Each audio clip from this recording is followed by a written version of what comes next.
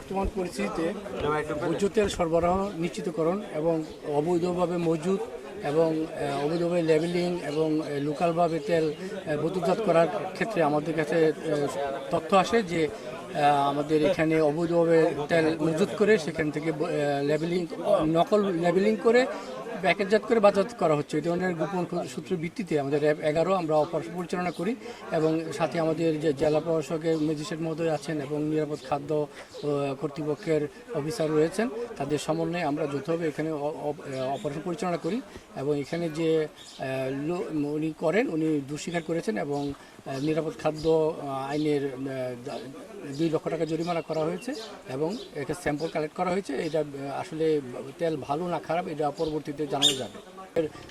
অবৈধ তেল মজুতকারী এবং অবৈধ লেবেলিংয়ের বিরুদ্ধে আমাদের অপারেশন চলমান থাকবে।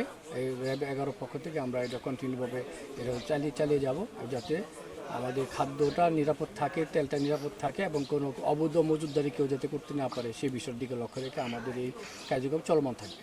ধন্যবাদ।